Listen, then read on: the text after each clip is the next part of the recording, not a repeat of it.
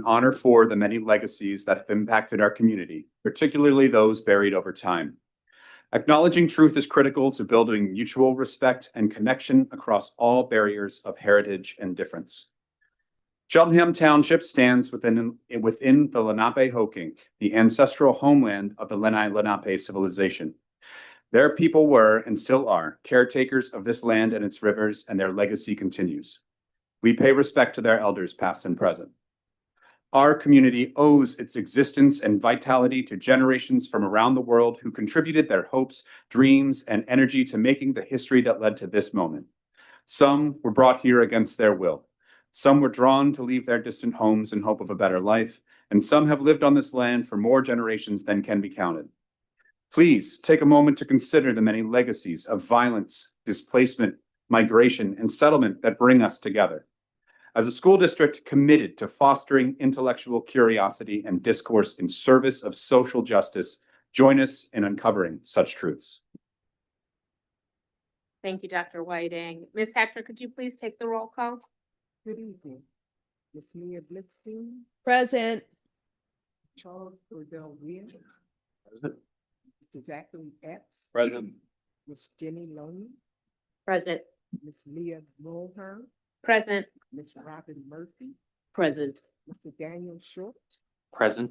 Dr. Caroline Watts, Present. Dr. Ross White. Present. Thank you. That concludes our roll call. Thank you, Ms. Hatcher. We will now move on to public comment on agenda items only. Any Cheltenham resident, taxpayer, or school district employee is permitted to comment on agenda items. At this time, speakers' comments will be limited to 3 minutes or less. If you are on Zoom, please raise your hand and you may participate that way. If you are in the room and would like to make a comment, you may come to the podium now.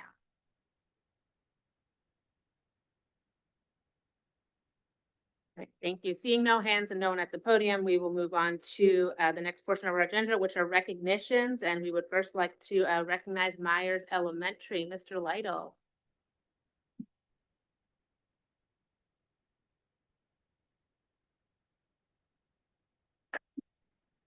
Greetings, everyone, and thank you for the microphone. I usually have to hunch over, but I'm very appreciative of you guys thinking of me.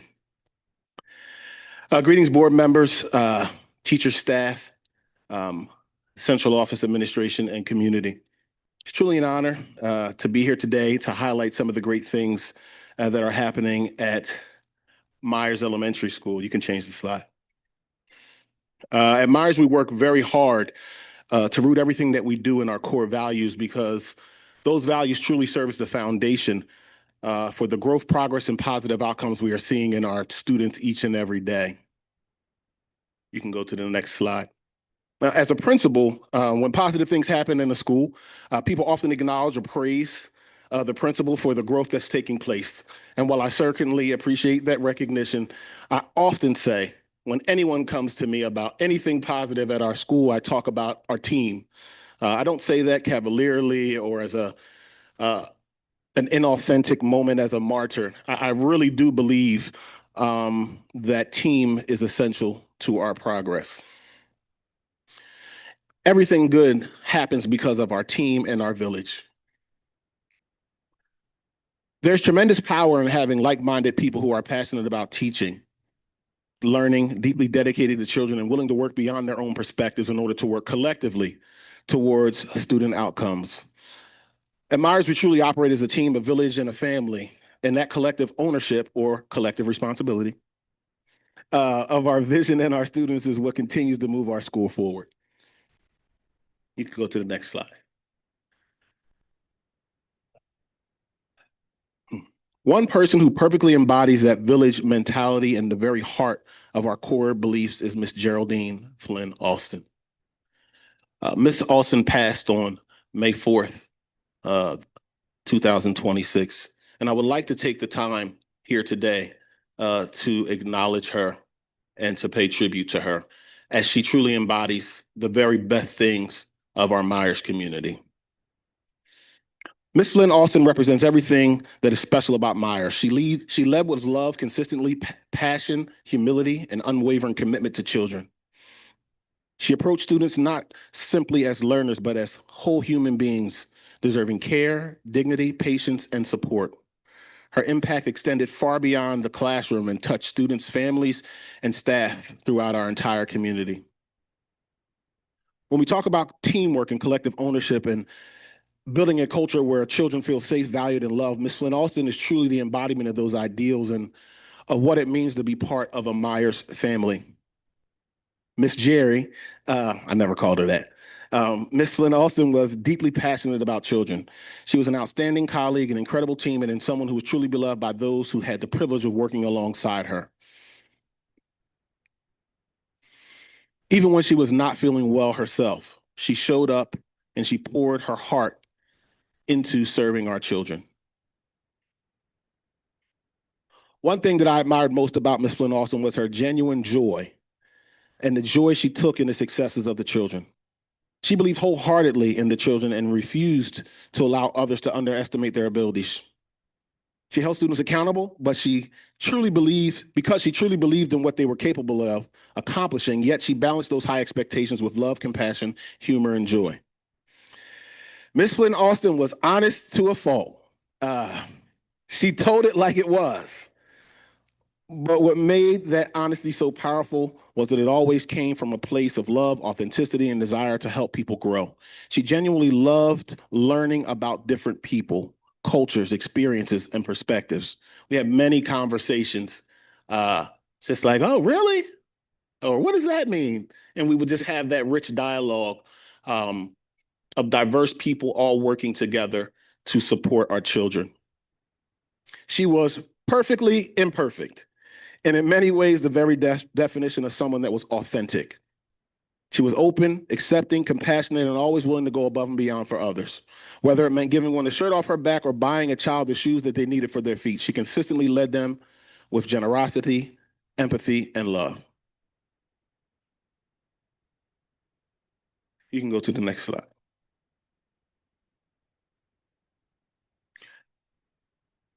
What made Miss Flynn Austin so special is not just what she did, but how she did it. She brought warmth, laughter, honesty, humanity, and authenticity to every interaction. She could make you laugh when you needed it most. She would speak the truth. She would speak the truth and remind people of what truly mattered. She showed up every day with passion, purpose, and heart.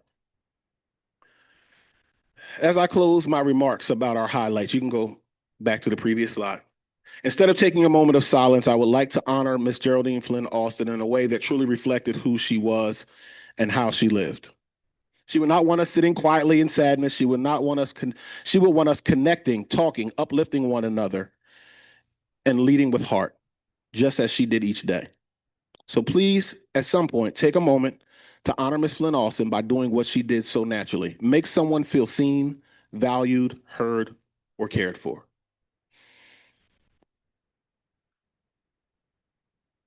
Those who know me know I have data slides that I would love to talk about, but I think that is a perfect spot to put a pin in it and to leave this moment for Miss Geraldine Flynn Austin and her wonderful contributions to not just Myers, but the Myers community and Cheltenham School District. Thank you all.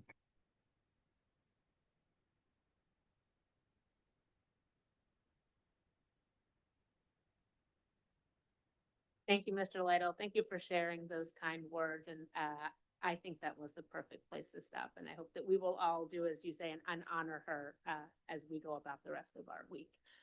I will just take a brief moment to appreciate the artwork around the room from your lovely students and art teachers. And so thank you to all of them for the hard work they put into it. I know the board members enjoy walking around and looking at it. So thank you for all of that. We will now move on to recognize our 25 years of service employees.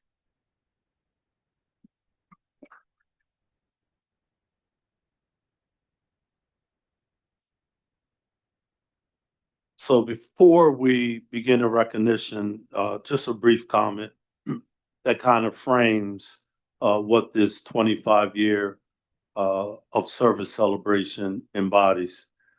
Tonight, it is our honor to formally recognize the monumental commitment of our employees who have reached 25 years of service. This milestone represents a stellar mix of academic and operations experience dedicated to a singular purpose: connecting with, investing in, and guiding the students of Cheltenham School District. Our educators have spent a quarter century improving teaching and learning while advocating for student growth, while our operations staff have worked to facilitate collaboratively to mobilize the vital resources that support our schools. We offer our deepest gratitude for your dedicated years of service. And at this time, we're going to start with Dr. Pimentel with recognizing Ms. Kathleen Silver. Ms. Silver? Oh, actually, it's going to be Dr. Savage. Come on up.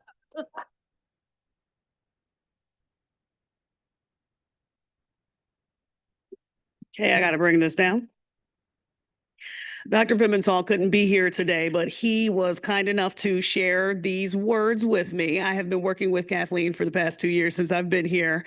But Dr. Pimentel was better able to capture all of the joy and all of the, the perfection that she brings to the work that she does on a regular basis. 25 years ago, Kathleen Silver walked through the doors of Cheltenham High School, the same school where her own daughters were students. What began as a career in administrative support became something far greater, a career of service, dedication, and genuine love for the district she calls home and everyone in it.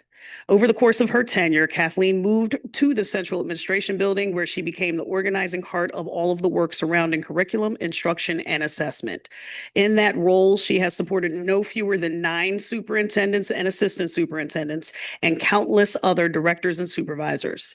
Through every transition, every initiative, and every challenge, she has been the constant, the one who keeps things moving, knows where things are, how everything works, and who needs what before they even ask. I can attest to that wholeheartedly.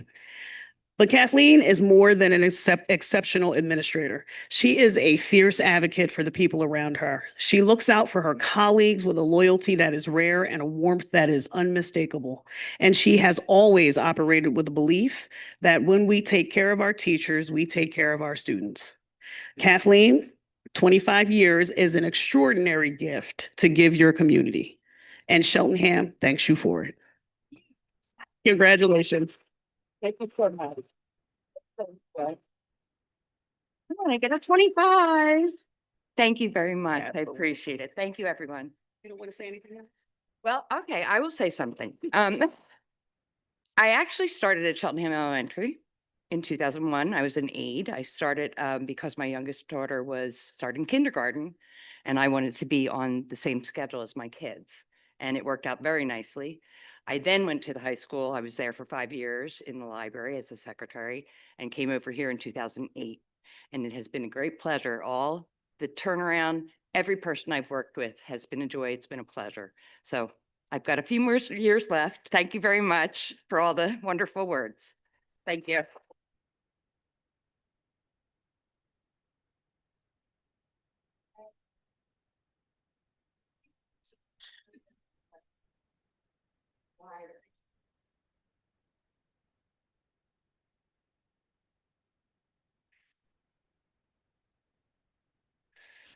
Good evening, Patty.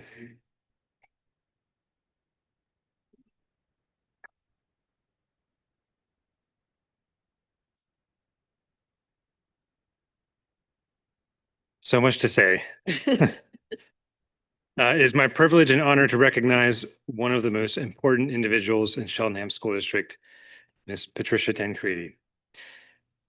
A person who, if she weren't working at the district, would be immediately missed. Not only because we wouldn't get our paycheck, but also because when you call the payroll department, you won't be able to talk to the kind and understanding voice on the other end. Patty's journey started in 2001 in a building support role, which quickly evolved into the secretary at Elkins Park School. Corey Ayers, friend of Patty and teacher at Elkins Park School, described her time with Patty as, quote, "From day one, it was clear that Patty ran the building and things would come to a screeching halt without her. If you needed anything at all, Patty was the gatekeeper. She could either make it happen with her magic where she knew exactly who could get it done. She was not just a coworker, but a friend and part of the Elkins Park family, end quote. After 21 years at Elkins Park, Patty made the transition to the business office in the payroll department, where it was quickly evident that Patty was someone who was a hard worker, extremely reliable, and never afraid to ask a question or to do the right thing. These are qualities that are essential for such a high demanding, high stress job that is filled with repeating deadlines and enormous responsibility. For that, we are grateful, and we need more people like Patty in our district. And some of you may not know, but on top of being a fantastic coworker, Patty is an incredible artist. Her paintings are hanging all over the district admin building, and they improve every space they hang in. And Patty is also an author, with her most recently published work in a major periodical, and that also can be found hanging within the district admin office. Before closing, I wanted to share some kind words from some of Patty's other coworkers that were shared with me. The first is from an anonymous employee in the business office who describes Patty as being the dinosaur-loving nut job that we all adore. You can hunt that person down. And another Elkins Park teacher, Laura Moore, who describes Patty as one of the most caring, thoughtful, and genuine people I know. No matter what kind of day someone is having, Patty is always there to listen, to help, to give advice, or to somehow make things better. She is the person that everyone goes to because she always knows what's going on and somehow always knows exactly what to say or how to fix it. In closing, it's hard to believe that Patty has reached 25 years of service, the midpoint of her career here at Cheltenham Elementary. And she did it in record time. Congratulations on 25 years.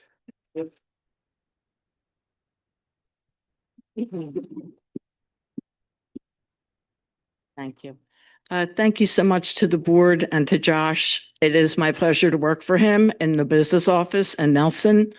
Once again, like Kathleen, HR sent a flyer home looking for substitute aides. And I thought, oh, I'll do a lunch recess once in a while.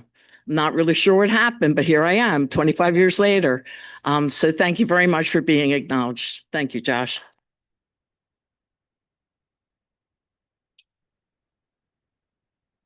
Principal Nelson.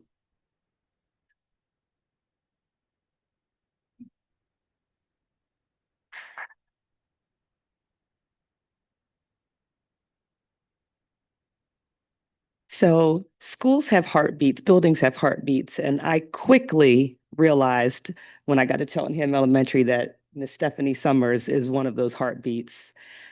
Stephanie began her journey with Cheltenham in 2000. She started as a long-term substitute at CES.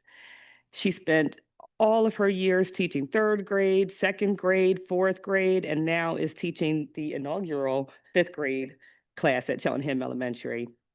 She graduated from Temple University as a business major and spent 10 years traveling and modeling professionally. But her impact extends far beyond everything that she's done at Cheltenham Elementary. She has been the longtime social committee president. She has a special gift for bringing people together and making others feel cared for. Whether organizing monthly staff breakfast, celebrating birthdays, coordinating flowers, gift baskets, baby showers. I mean, I've seen so many emails coming from her in my short time there, all the things that she's coordinating. She has spent years building community at Cheltenham Elementary. In my time there, I've seen that not only does she have great ideas, she gets that work done too. She doesn't just come talking about what we should do, she does it. She's also created lasting memories for students through her leadership. She did the Black History Month show for the past 25 years, helped launch the CES Talent Show 8 years ago, and gives staff and students just every opportunity she can to shine. A colleague had this to say about Stephanie this past Teacher Appreciation Week, and she said, Mrs. Summers has consistently demonstrated a strong commitment to our students throughout the year, going above and beyond to support their academic and personal growth. Her dedication is evident in the thoughtful planning of her lessons, her responsiveness to individual student needs, and the positive, inclusive environment she fosters in her classroom. She builds meaningful relationships with her students, encouraging confidence and engagement while maintaining high expectations for success. Through her consistency, care, and professionalism, Mrs. Summers has made a lasting impact on both her students and the school community. They love you. But Stephanie's greatest pride is her family. She speaks so lovingly about her daughter, Chrissy, who is a proud graduate of Cheltenham High School and Temple University as well. And she continues to make her smile along with her husband and their 3 children. She's got 3 wonderful grandchildren. Stephanie, thank you for 25 years of the commitment, joy, leadership, humor, and heart that you've brought to Cheltenham Elementary. And while I've just been with you for just a few short weeks, I have seen the impact that you have made, and it will be lasting. Thank you. You're amazing. Thank you.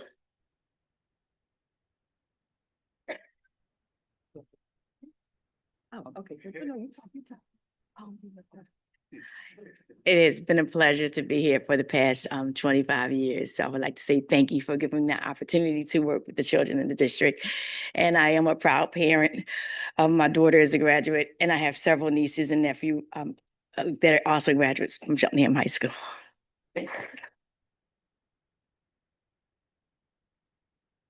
Principal Metcalf.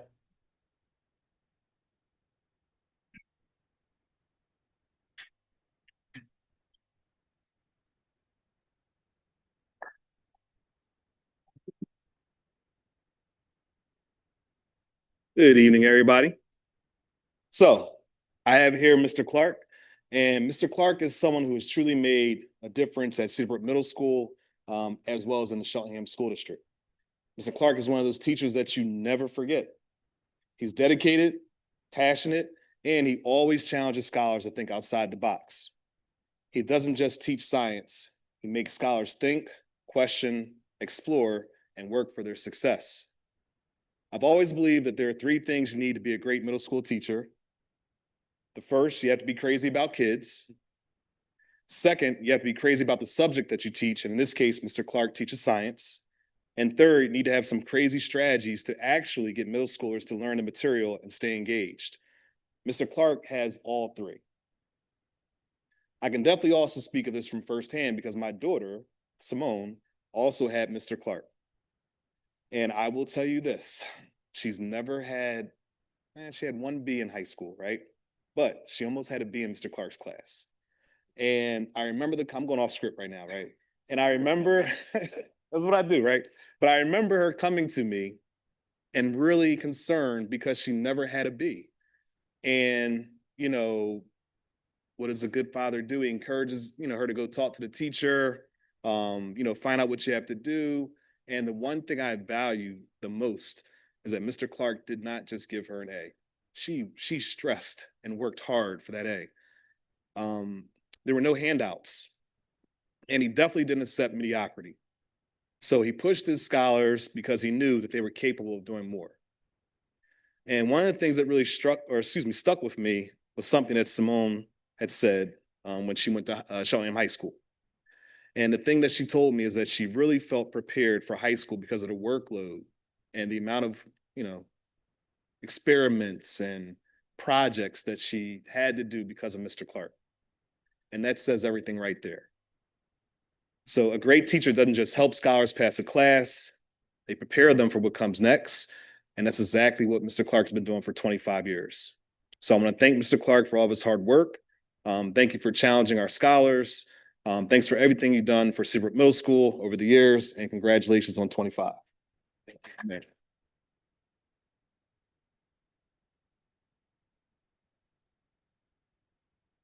You gotta do a speech, man. Everybody knows Mr. Clark been all over the district. You gotta give a speech. When I came here in 2001, I will tell you that I thought I had died and gone to heaven. This district was just what I needed. Incredible kids then, incredible kids now. And what I really love is that you guys make sure the kids stay the focus. And I'm so blessed to have been here for this long. Thank you so much. No, thank you. Dr. Ham. Y'all should have put me first instead of after Metcalf.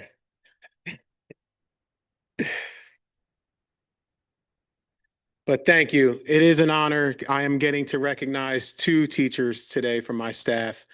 And being in Cheltenham as long as I have and having the history with the two individuals that I won't put in speech, but it really means more to me to be able to do this opportunity. First up is Miss Salazar DeJulio.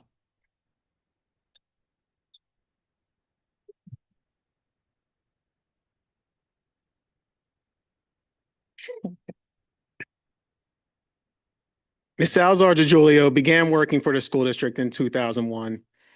And when she told me this, I laughed because she said she came in as the youngest person in her department. In fact, she still remembers vividly, like it was yesterday, that every time she walked the halls, she was constantly stopped by our security staff because she was asked for her hall pass. She has many amazing memories from her years at Cheltenham.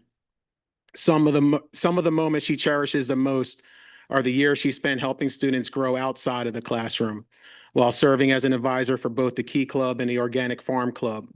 These opportunities allowed her to connect with students on a deeper level and help facilitate meaningful community service experiences. She also shared one of the most important memories for her, which was meeting her daughter and having the opportunity to help guide and support her growth into the young woman that she's become today. While being an educator is not an easy task, one of the things that has kept her going over the past 25 years is her love for being in the classroom and the energy that young people bring into the space. She also values the opportunity to learn from her students and form those lifelong connections as she watches them grow into young adults. I would like to thank Ms. Salazar DeJulio for her 25 years of dedication, passion, and service to the students and families of Cheltenham High School.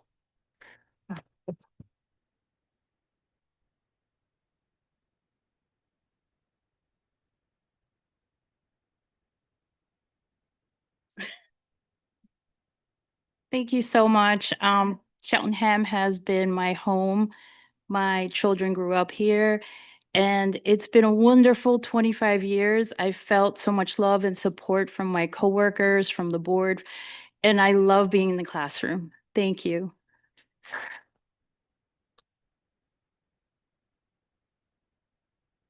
One more. Up next, we have Mr. Steve Janke, a social studies teacher, current PBL 10 teacher, and for many people in the high school, their trusted handyman and repairman. Mr. Janke also started in 2001 after spending 3 years teaching in Upper Darby.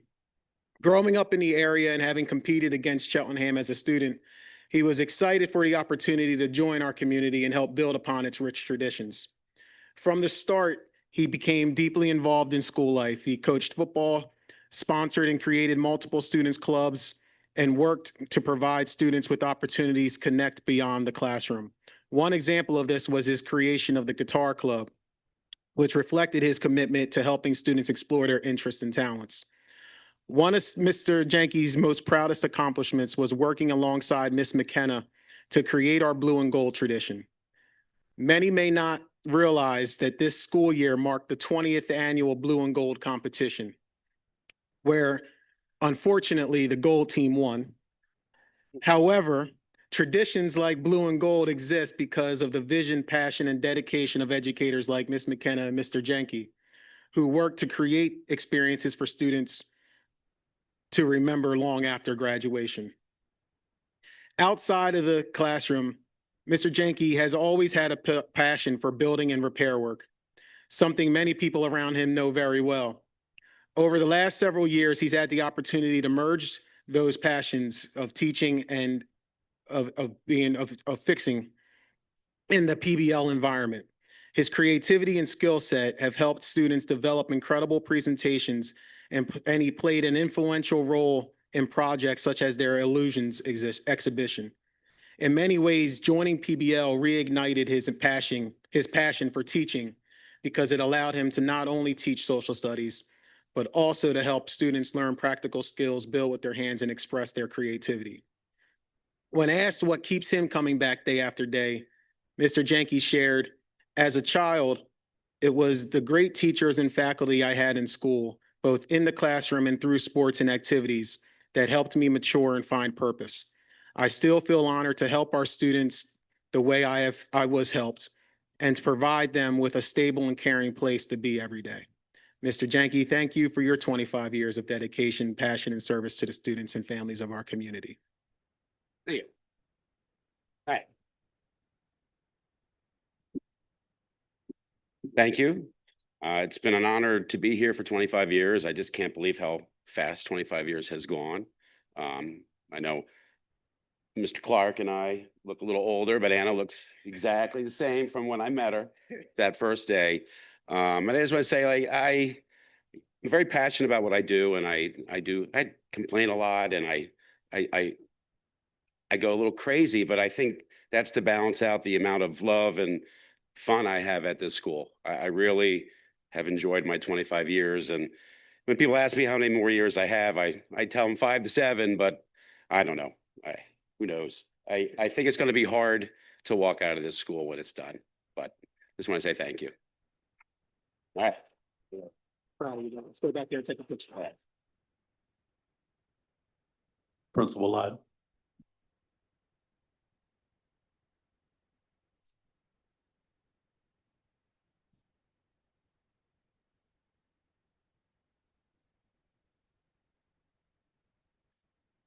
I have the honor of recognizing 3 teachers from Myers Elementary School, the first of which is Miss Giza.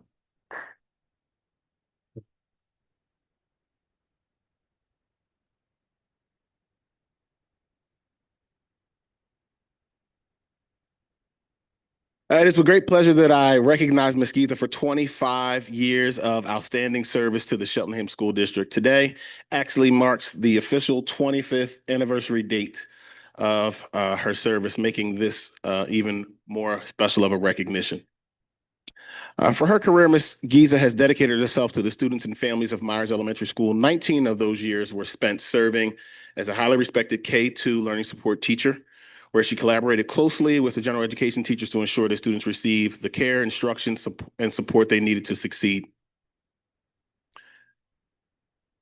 I just pictured you coming to my office and saying, Mr. Lytle, I just wanted to, okay, got it. For the past 6 years, she has continued making an incredible impact as a first grade general education teacher. Ms. Giza is the kind of educator that every school hopes to have: warm, consistent, dedicated, deeply committed to the children. She creates a classroom environment that is welcoming, academically engaging, and the relationships she builds with the students and families and colleagues are truly exceptional. She is a trusted teammate, a professional, and she is someone who can always be counted on to lead with integrity and excellence. On a personal note, one thing, I feel like when I say that, you're like, what is he going to say, right? Okay. Well, on a personal note, one thing I appreciate about Ms. Giza is something she probably does not even realize. As a principal, you learn quickly how to navigate difficult conversations, stressful moments, intense situations, especially when they're rooted around children with different perspectives. And Ms. Giza does that exceptionally well. She's very candid, she's very clear, but she's thoughtful and always willing to work through differing perspectives in order to do what's best for children. And perhaps my favorite part is that no matter how difficult that conversation is, when we come back to work the next day, we're good. We have children at the center, and we have a great respect for the perspectives of everyone in our building. She's unwaveringly consistent, authentic, and she has tremendous respect by her colleagues and who are fortunate enough to work alongside her. Ms. Giza, on behalf of Myers Elementary School and the Cheltenham School District, we thank you for your 25 years of phenomenal service, dedication, and impact on generations of children. We salute you and congratulate you on this incredible milestone. Thank you.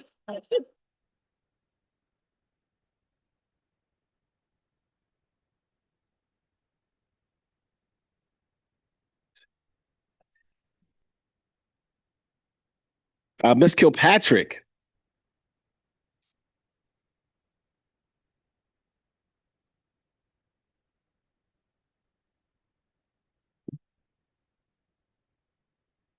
I know every principal says this, but I really love my team. I think I'm really fortunate.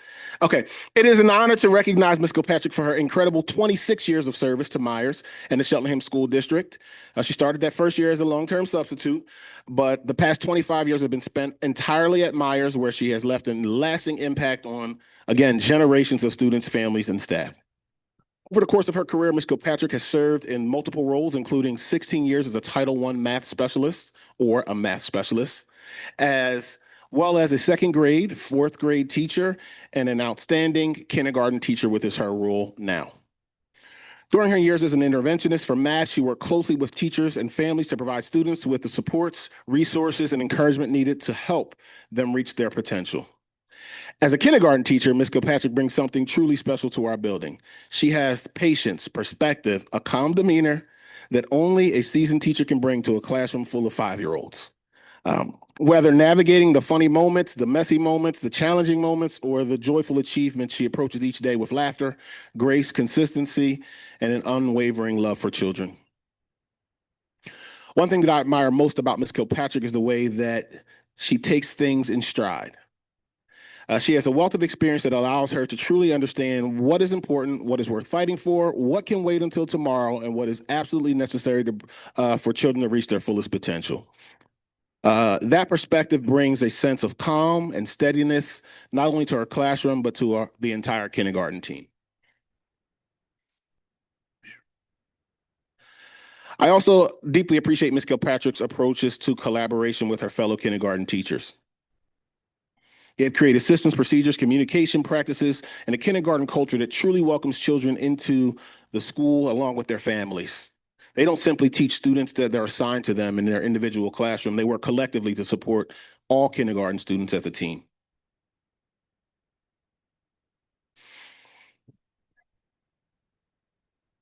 What makes Ms. Kilpatrick exceptional is her ability to put herself in the shoes of a 5-year-old.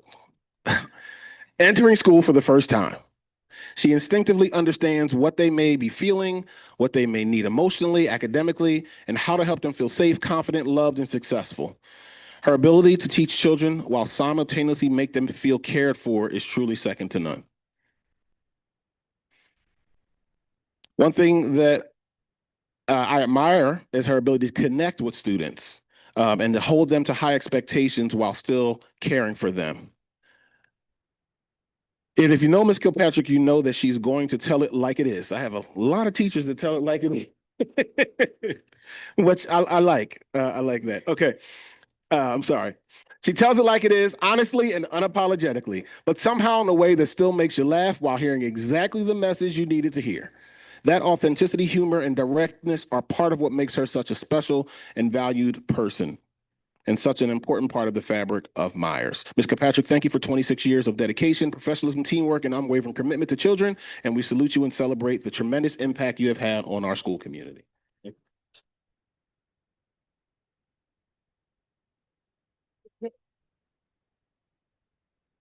Surprised no one has anything to say. You guys say stuff to me all the time, all the time. And Ms. Diamondstein.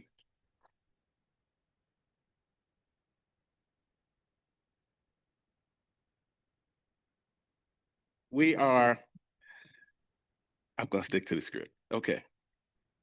I truly appreciate Ms. Diamondstein and the relationship that we have. We teach each other. We always talk about culture and perspective. She teaches me words like mashugana, right? All those types of, so we exchange ideas and I truly appreciate that. It gives me great pleasure to recognize Ms. Diamondstein for 25 years of dedicated service to the Cheltenham School District. Over the course of her career, Ms. Diamondstein has served students and families across multiple schools, including Cheltenham Elementary and Myers, of course, the home of the Peace Train, where she has spent the majority of her career making an extraordinary impact on children. Through those 25 years, Ms. Diamondstein has worn many hats, being a challenge teacher, first grade teacher, third grade teacher, fourth grade teacher, and a math specialist, serving students with tier 2 and tier 3 interventions. No matter the role, grade level, subject area, she has consistently demonstrated an exceptional understanding of teaching and learning and an unwavering commitment to children. Ms. Diamondstein is probably one of the most genuine people I've had the privilege of working with. She often comes by and she'll say, "How are you?" And then we usually give a rote response, "I'm good," or "I'm okay." And then she'll stop and she'll say, "No, how are you? Or are you sure? And it's one of those, it's in those moments that we slow down and kind of just connect and have a moment of humanity. And I appreciate those moments. So thank you. She's incredibly authentic, caring, meaningful relationships with students and staff. Children absolutely love Miss Diamondstein. They love being in her classroom. They love learning from her, and they love the way she makes learning engaging, meaningful, and personal. She approaches teaching in a way that makes children feel like they are part of her extended family. And that sense of care and belonging is something students carry with them long after they leave her classroom. Ms. Diamondstein is also an exceptionally resourceful and deeply knowledgeable person about instruction. One of the things that makes her especially impactful as a math educator is her ability to move beyond simple learning procedures. She helps children truly understand the why behind the math concepts, scaffolding the learning in a way that builds long-lasting conceptual understanding rather than temporary memorization. Beyond her skills as an educator, Ms. Diamondstein brings honesty, thoughtfulness, warmth, humor to every interaction that she has. She reflects deeply, communicates authentically, and always keeps children at the center of her work. Ms. Diamondstein, thank you for 25 years of outstanding service, dedication, and impact on the students and families of the Cheltenham School District. We celebrate you, we appreciate you, and we salute you for the incredible difference that you have made in the lives of so many children. And I would love for you to say something to him.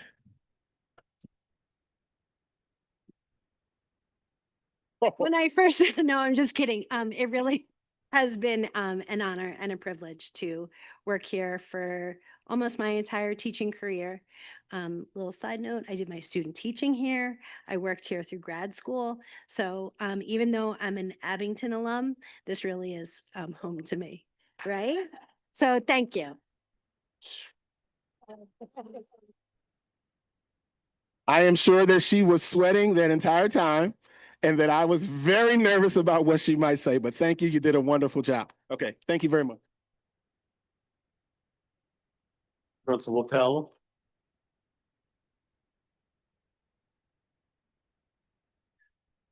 Like Mr. Lytle, I love my team too. Tonight, I have the honor to celebrate and acknowledge two extraordinary educators at Wyncote Elementary. So we'll start with Mrs. Landolfi.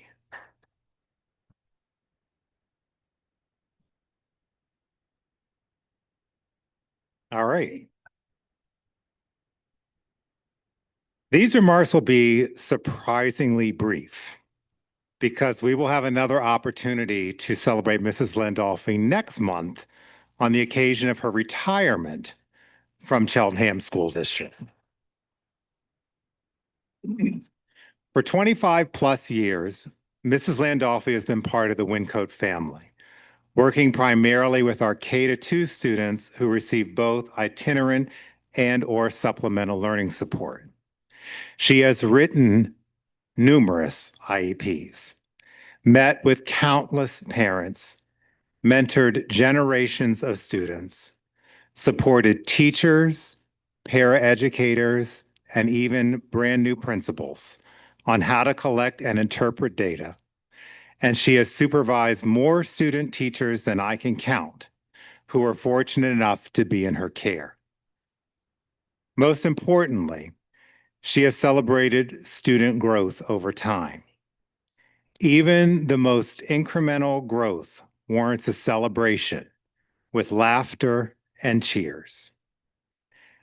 Many parents have commented over the years that Mrs. Landolfi has become part of their family by the way she makes the often confusing world of special education understandable to them. Through it all, Mrs. Landolfi has been a part of our family and we a part of hers. Here it comes. Fred Rogers says that times when families laugh together are among the most precious times a family can share. We have had many good laughs at Wyncote Elementary in the past 25 years with Mrs. Landolfi. And we look forward to the continued laughs for at least the next 5 weeks. And then you head off to share laughter and love with your family, including your 3-day-old great-grandson. Congratulations, Lisa, on this milestone achievement.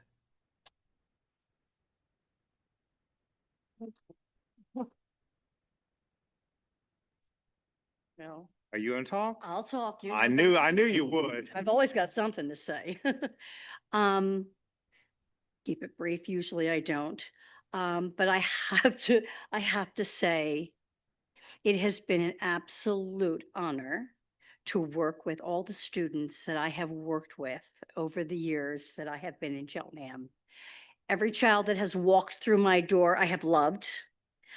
Every student, it doesn't matter who they were, as soon as they entered that room, they became mine and they became my heart. It has been a journey worth having. And if I had to go back and start my journey again, I'd do it all again with every child, every challenge, and every moment. Because this journey has not only been about teaching the children who've walked through my door, but it's been about teaching me. Those children taught me so much about just being human, just enjoying the little things in life. Because truly, children are innocent. They come to us with the most wonderful curiosity and joy. And if we can remember that, every child has that gift, no matter what their struggle is and what IEP says. If we remember that, then we truly are teaching, loving, and just being a part of the village. So thank you very much. I appreciate it. It's been wonderful.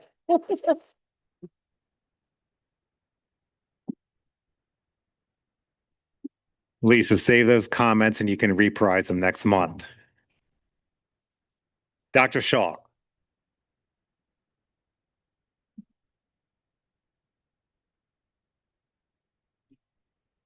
Don't worry. Outside of Dr. Schock's kindergarten classroom, there is an ocean-themed bulletin board with the caption, "Dive into our sea of scholars." Dr. Schock's professional and life experience align with Fred Rogers' wisdom that diving into unknown waters requires vulnerability, honesty, and kindness. For the past 25 years, Dr. Schock has been swimming in the sea of the Cheltenham School District. She took the risk to work with the Alternative Middle Years program at EP. She dove in feet first to develop and pilot a model program for elementary inclusion classrooms at Glenside Elementary. She floated over to Cheltenham Elementary to teach first and second graders, and then joined Wincote's kindergarten team 4 years ago. And trust me, I know from firsthand experience that teaching kindergarten always feels a bit like you're swimming upstream. Along the way, Dr. Schock took a detour into the very deep and dark and turbulent waters of childhood cancer with her beloved son, Dominic, who is graduating from high school next week and then sailing on into college. That calls for a round of applause.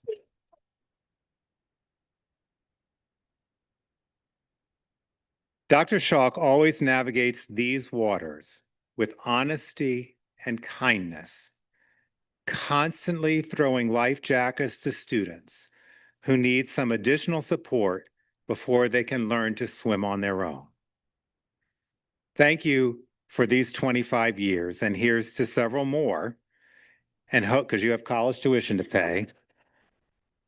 And hopefully you can sit by a pool or the ocean this summer and just watch the waves rather than feeling like you need to jump in. Congratulations, Angel, on this professional milestone.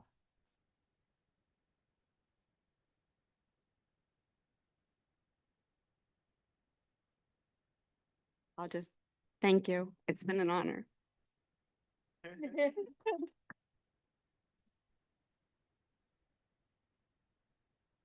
Please note, she cried, I didn't.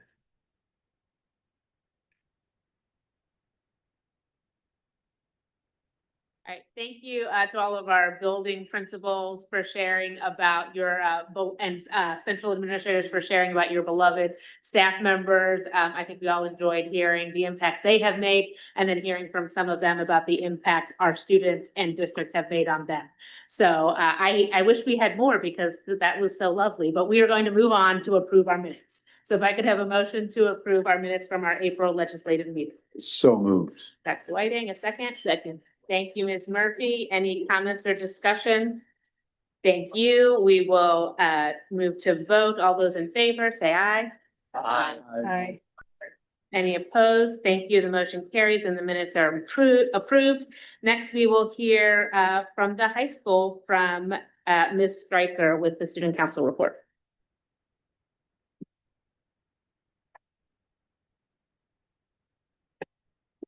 Okay. Good evening, everyone. My name's Elizabeth Stryker. I am a member of Cheltenham Student Council. Our last meeting was April 22nd. Since then, we've hosted student council elections for our upcoming president. We haven't quite announced who the winner is, but be out for that information because it will be posted soon. Tomorrow, and join with Key Club, Student Council is hosting a campus cleanup. So feel free to come and help clean up the school. We're just going to be going around campus and cleaning up litter. On April 30th, the Student Council hosted a blood drive in partnership with the Red Cross. So thank you to everybody who gave your blood, and thank you to the Red Cross for our partnership and continued partnership, because we do our blood drives every single year, at least twice a year. Our environmental committee is currently in the process of organizing a thrift event that will be, it'll be done by the end of the year. We have a tentative date. We're just waiting for it to be event approved, but it'll be really cool. Students can donate clothing and then come back later to explore inventory and buy clothes. And it'll be a good way to get some reduce, reuse, recycle in, I think. Our class of 2027 hosted their junior prom on Saturday at Arcadia's campus. It was very cool. I hope everybody who went had a good time. As an organization, we've been doing some housekeeping just to get things ready for the next year. Each committee has recently conducted interviews, and anybody who's looking to join student council can reach out to Ms. Vargas or Mr. Festuca for more information. I conclude my statement. Thank you, guys. Thank you. Lizzie. You said if anyone wanted to join with the campus cleanup tomorrow to come on over. So what time should It's people at meet? 2:30. 2:30. All right. 2:30 after school. Thank you. All right. Thank you. Next solicitor's report, Mr. Diazio. Thank you, Ms. Mulhern. Yes, the board had one executive session on May 2nd, 2026. There were a number of administrative personnel items discussed at that executive session. Thank you. Thank you, Mr. Diazio. Superintendent's report, Dr. Scriven. Yes, good evening. It's my charge always to bring forth the superintendent's report. And if we could go to the first slide, I know that there is a lot of noise out there around me right now as superintendent. And some of that is framed in an inaccurate narrative of a statement attributed to a report I made with 6ABC, where a quote regarding slow to respond has been connected to misconduct or any inappropriate behaviors that's what I was slow to respond to. And that is by far the truth. The statement was framed around my timeliness in responding to emails and other correspondences. As I go through this presentation, you will see that we take any allegations extremely serious. It's paramount that creating a safe environment is at the forefront of what we do. So I wanted to clarify. I know that there are some challenges which are unique around perspective with Cheltenham Elementary. Our full administrative team is pushing in to support Cheltenham Elementary. And I simply wanted to start by addressing a statement that has really spiraled out of control. And I wanted to set that record straight this evening. Next slide. There were two administrative trainings that we've held as a district. One was dealing with the investigation process from our district solicitor, and the other was grounded in our process for incident reporting procedures. On November 18th, we had a full principal training, K through 12, where we went over in detail a process on investigations. There were a lot of information that was covered, and there was a structural framework which we do follow. When we talk about the legal rationale of investigations, when we talk about our responsibility as being mandated reporters, that is something that we take extremely serious. That is something that we do not let significant periods of time elapse before we address. And these are trainings that we have annually to make sure that our principals are consistently implementing practice and policy across the district. Next slide. We also had a detailed training around serious incident reporting, what that looks like versus a minor incident versus serious incident, and what the protocol for documenting and reporting looks like. As we move forward with the work, I think it's going to be important that we clearly communicate what our processes are. We do have a lot on our web, specifically at Cheltenham Elementary. We will be having some small group sessions where we can collect from community stakeholders what is it that they need more of.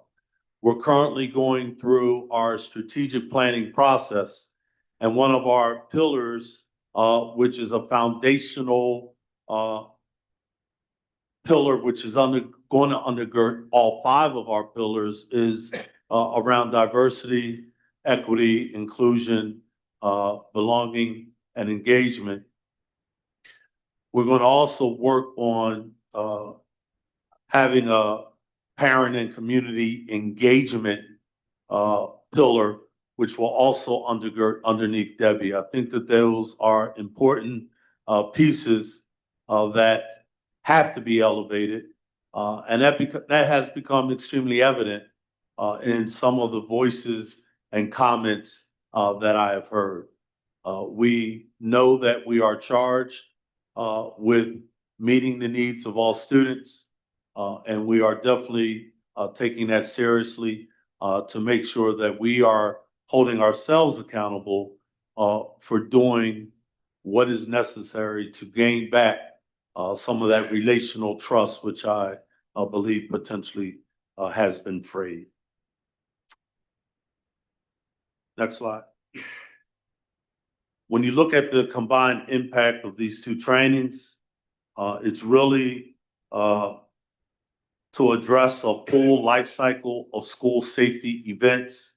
And this is going to be a good segue for me to feed into that. If I was not taking the voices of the community seriously, we as a board and as superintendent would not have moved forward with engaging the Center for Safe Schools. Next slide. I just want to give you an overview. of who they are. The Center for Safe Schools was formulated in response to the PA Act 44. Their work really became deeply rooted, especially in 2018 and beyond. They are aligned to PCCD, which stands for Pennsylvania Commission on Crime and Delinquency Standards. And they are involved not just within the state of Pennsylvania, but their work or their arm stretches nationally. Next slide. They used a 100-point scoring algorithm, which is grounded in 3 levels. This document will be uploaded, as all my reports are uploaded to our webpage, so individuals can take a deeper look at what those levels are and the definitions for those levels. Next slide. When you talk about the work, it's grounded in 5 assessment domains. 1 is emergency preparedness and operations. Number 2 is access control and visitor management. Number 3 is physical security and site conditions. Number 4 is the behavior, health, and student support, which we did at the secondary level and at Cheltenham Elementary School. We will also be scheduling dates for those assessments to be held at our other 4 elementary schools. And the final domain is training, climate, and policy. And under each one of those domains, you have components that are specific to defining what the assessment of those domains look like. Next slide. When you look at how the scores are banded, there's 4 different succinct bands. 1 is 0 through 30, which is critical attention is required. The next band is 30 to 60, which indicates that you are in the developing or needs significant attention. The third band is 60 to 90, which is where all 6 of our schools landed. It states that means that they're well structured and there's significant compliance by all parties. Next slide, please. When you look at the specific scoring breakdown by school, you will see that as a district, for the safety and security assessment, we had an average score of 81%. We are going to have representatives from the Center of Safe Schools come out and do a presentation publicly to the board and the community with regard to the findings, the recommendations, and what the phased approach of implementation should look like. Even though our schools are in that third band, we know that we need to level up to hit that next band, which is 90% or higher. That report will specifically outline what our next steps are that we need to take to level up to that next band. And that will be a differentiated approach based on the findings, school by school. So there will be an individual corrective action plan that will be developed for each one of our school buildings. Next slide, please. When you look at the behavior, health, and climate assessment, it's a similar score band interpretation. That assessment was done at Cheltenham High School, Cedarbrook Middle, and Cheltenham Elementary. Again, we fell in that third quartile of 60 to 90, which reflects a well-structured behavior, health, and climate, and that significant compliance is being made. Are we where we need to be? No. And I clearly recognize that and acknowledge that. They will also push in to give a corrective action feedback on findings and recommendations as it relates to the Behavioral Health and Climate Assessment Report, and subsequently what our next steps would need to be. We prioritize the secondary, especially the high school and Cheltenham Elementary, because we know that right now, based on the data, is where the greater attention needs to be directed. So I hope this gives some clarity of where we are in process.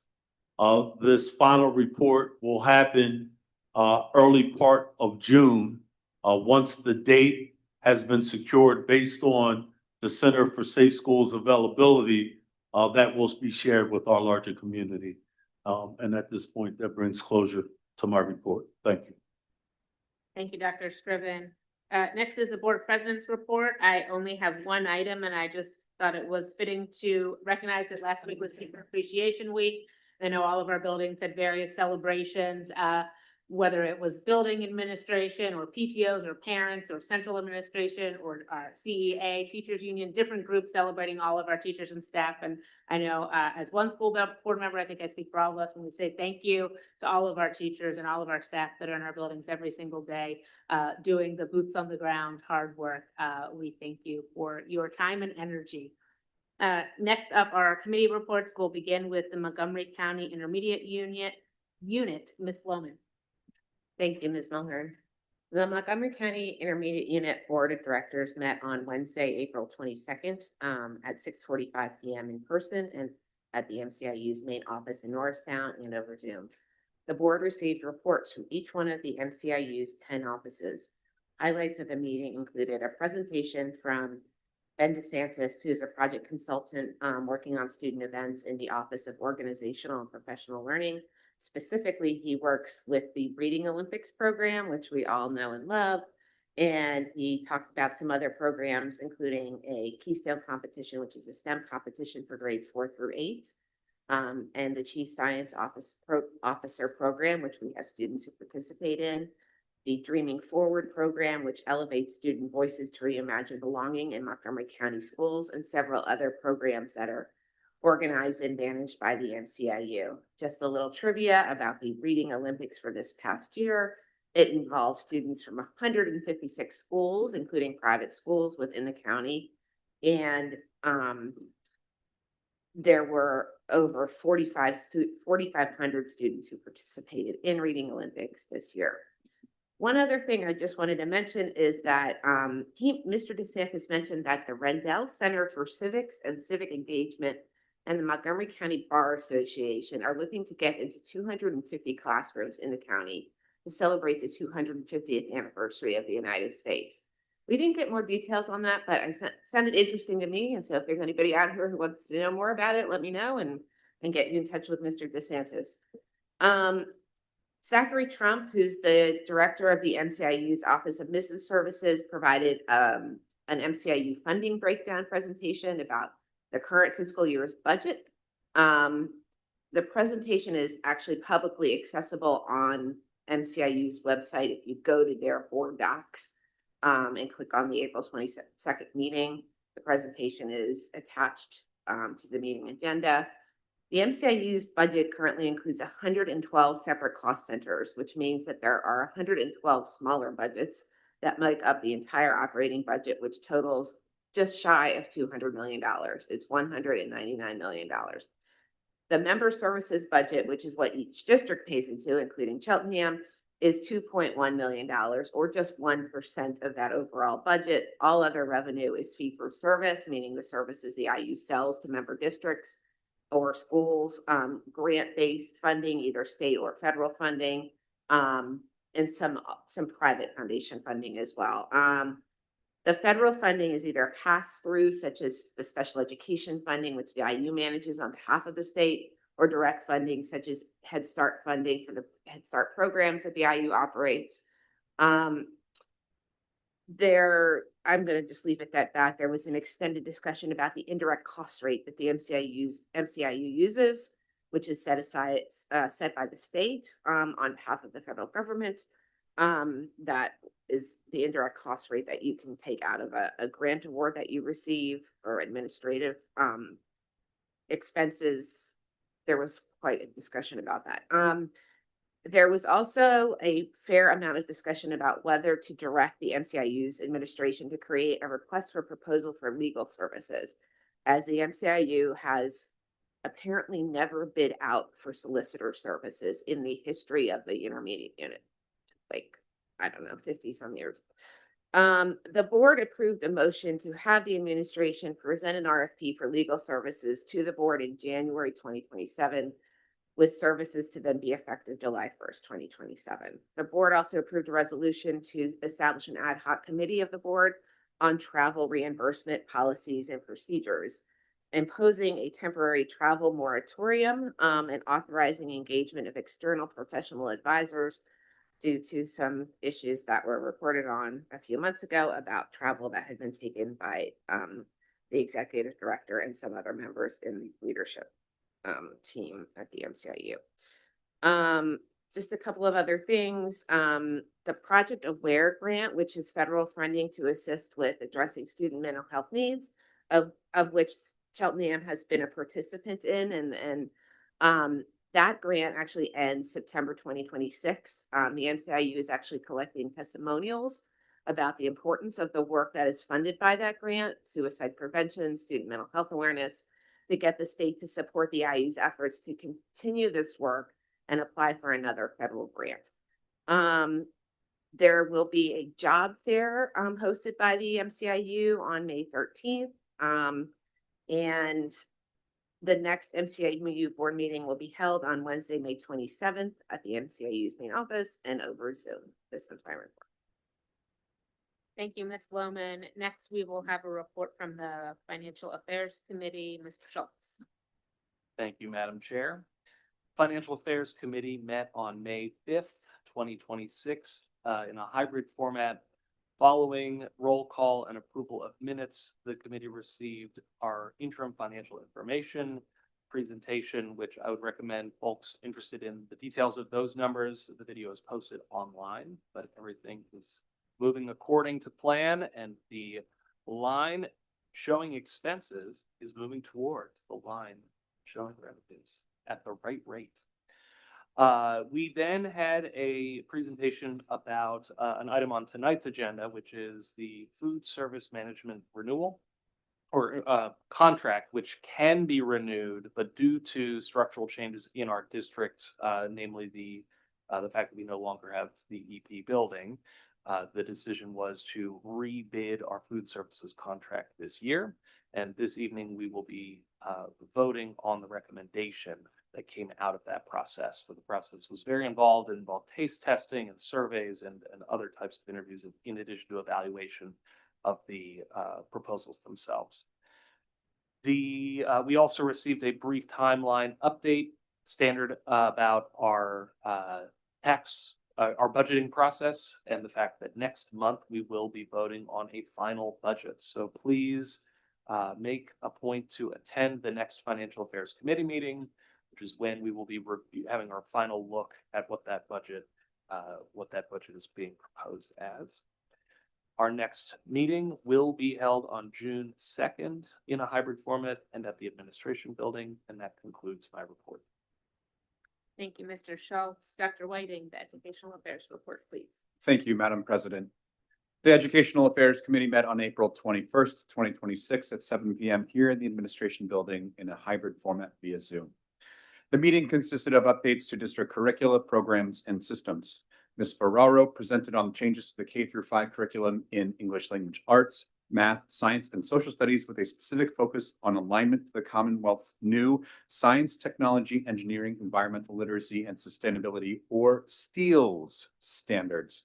Ms. Gurman presented changes to ELA, Math, Science, and Social Studies standards, which also focused on STEELS standards, and potential changes to middle school schedules to accommodate science as a new focus in testing and at the state. Notably, curriculum development led by Ms. Ferraro and Ms. Gurman has focused on the adoption of high-quality instructional materials, which include evidence-based, aligned curriculum and extension that can be differentiated within the context of the lesson. This year, elementary schools also added STEM as a special class during the school week. Dr. Pimentel presented on the district's approach to STEM in grades K through 5, which focus on technology and engineering, and a broader set of innovation standards, including innovation, collaboration, and problem solving.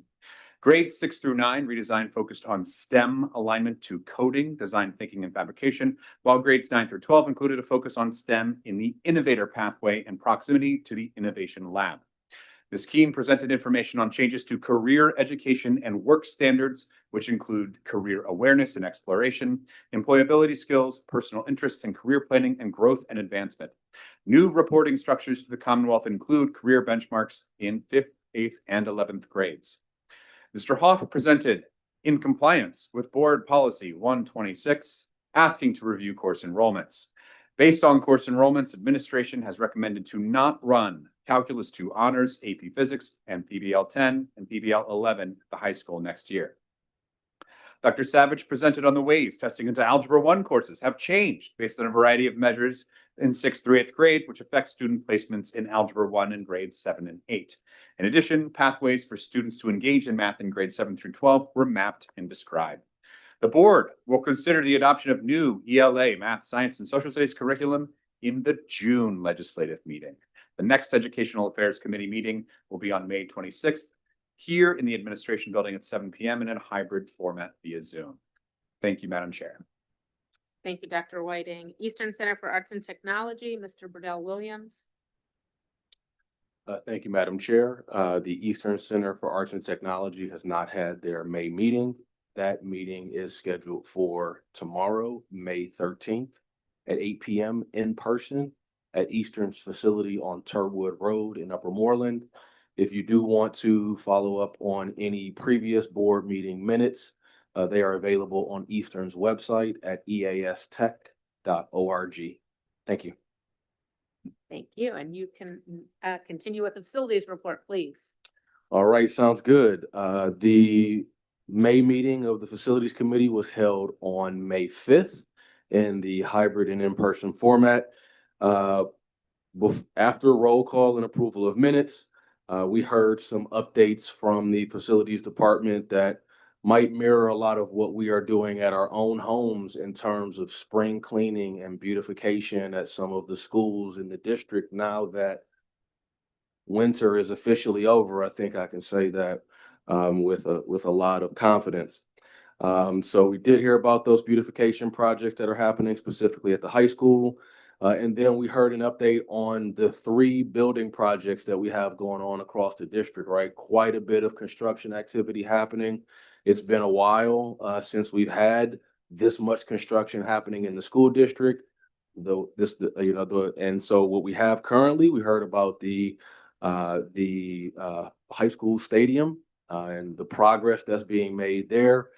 You will see that there is now asphalt down, so we're getting closer to having a track. There's fencing. The main clubhouse building is nearly, let me just say it's close to being complete, but not all the way there. So still some way to go there, but happy of the progress that's been made to this point. As far as the Cedarbrook and Glenside projects, both of them have kicked off. If anyone has been around those schools, you'll see that there's some fencing already erected. There's been some grading of the surfaces and some footing and aspects of the foundations for each of the new structures has started to take some shape. So very exciting stuff for us in the township and for our future in facilities. The last part of our meeting reflected on the finances related to each one of those building projects. I'll leave it to everyone here to spend some time reviewing those very well done financial statements. But what I will state is that what you'll see reflected on those statements reflects the progress that have been made in those projects. So for the high school athletic stadium, we're about 80% along the way from an expense perspective based on what's budgeted. I won't put any words in anyone's mouth and say we're 80% complete with the project itself, but we've paid about 80% of what we budgeted for that project. And then for both of the construction project at Cedarbrook as well as at Glenside, you'll see that so far, even though we have had some construction happening, that a lot of what we've paid for was a lot of the pre-work and administrative work that was required before we even started to break ground. We will continue to gather those updates for future meetings of the Facilities Committee. So stay tuned over the next number of months and years as it comes to our projects, and that information will be available on our website for you all to review if you do not make the meeting. The next meeting of the Facilities Committee is at the 12th. The 2nd of June at 7 p.m. That will be in a hybrid format. And that concludes my report. Thank you. Thank you, Mr. Burdell Williams. I will now give the liaison group report. The liaison group met on April 20th with members of the school district staff and school board, as well as members from the township staff and commissioners. The school district updated the township on our construction projects, similar to what Mr. Burdell Williams just outlined, including gratitude for them being flexible and working with us on the permit fees to come to a agreement that was mutually beneficial for everyone. We updated them on strategic plan process, the assistant superintendent search, administrative moves with Cedarbrook East and Cheltenham Elementary. The township updated us on work that PennDOT is doing with changing the speed limit on Ashbourne Road, and that is still an item that is in process before it can actually be signs up, the speed limit changed. They are still underway searching for the next police chief and township manager. They also spoke about facilities on their end, a new pool that will be at the old Melrose Country Club at the new development that is there across from Cheltenham Elementary. Work at the Roland Community Center, trail system work, lots of different things. They continue to work on updating citizens committees, including the Human Relations Commission and the Active Transportation Committee. And the new committee, the Active Transportation Committee is a new committee that is going to work on improving connecting existing trails with other trails, both in the district and outside of the township, as well as adding new ones, hopefully down the road. So some exciting work happening there. They touched on their own comprehensive plan that townships are required to have through the state. And they announced that there's a new township merchandise store that I believe is now live. So if anyone wants to have some Cheltenham Township swag, they can find that at the Cheltenham Township website. And the next meeting for the liaison group will be this coming Monday, May 18th at 8 a.m. via Zoom. That ends that report. Next up is policy, Ms. Loman. Thank you, Ms. Mulhern. The policy committee met on Monday, May 4th, 2026 at 7 p.m. in person at the administration building and over Zoom. The meeting was chaired by Ms. Robin Murphy. After roll call and approval of the minutes of the March 24th policy committee meeting, the committee reviewed and discussed proposed changes to 7 existing policies under new business. These 7 policies are listed for a first reading on tonight's consent agenda. They are policy and administrative regulation 806, child/student abuse, policy and administrative regulation 860, maintaining appropriate boundaries with students, policy in AR 350, educator misconduct, policy in AR 236, threat assessment, and policy 255, educational opportunity for military children, policy 827, conflict of interest, and policy 619, the district audit. Most of the changes that have been proposed for these policies are some routine updates related to changes in state law. There were also some changes proposed to bring some definitional language that had been contained in the administrative regulations into the policies themselves. And there was some discussion from the public about the child abuse policy. There was a member of the public who has requested that because the child abuse policy generally applies to adult abuse of students, although there are 6 crimes there are 6 child on child crimes that are considered child abuse, but generally that policy applies to adults. Abuse of students. There was a member of the public who requested that the student on student conduct that is generally addressed in the 200 series of the board policies be reviewed, specifically policy 218 on student discipline and its accompanying administrative regulation. And there was another member of the public who also asked for school handbooks to be reviewed, both with the intent of making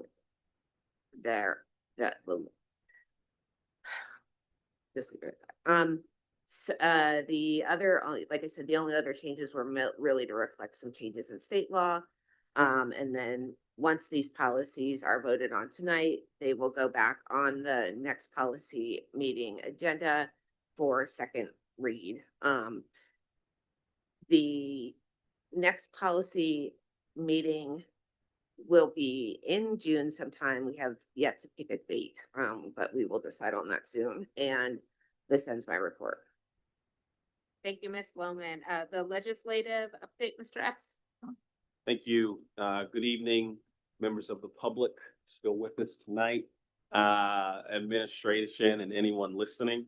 I'm Zachary Epps, a member of the Montgomery County Board Members Legislative Committee. So we meet periodically to discuss both proposed and adopted legislation at the state and federal level that impacts education and most importantly, the districts within Montgomery County.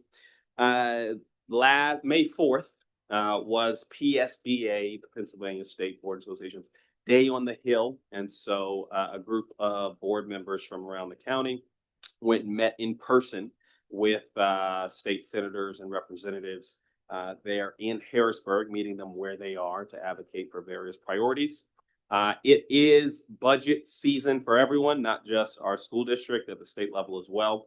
Last week, we met with Representative Timothy Briggs, who represents a portion of Montgomery County. And he was able to share with us some positive news that there's anticipation that there will be hopefully a budget that's closer to on time. And that's progress from what we've heard previously, quite frankly. And a lot of it was leading to the fact that there's an election this year. And so folks are hoping to get some business done before that. But we'll take it, whatever the reason is. There are proposals right now from the governor that does increase education spending. It's one of the largest expenditures in the state budget. And so here in Cheltenham, there's 2 avenues. I won't get into the weeds of it, but there's 2 primary methods where the increases flow through. Here in Cheltenham, we receive increases in funding to really alleviate, or it's called tax equity supplement. So hopefully alleviating increases that we have to make in our property taxes. The following year, increased funds are awarded to the district. So there are proposed increases, but there's also proposed increases for districts to further meet the Supreme Court's decision around the state not adequately funding schools. And so that is a continuing conversation. In previous years, we've heard that down payments were made. And so we're certainly continuing to advocate that commitment is continue to be met. And so there's last month, I updated you all on a proposed bill around the high school time change that's still sitting in committee.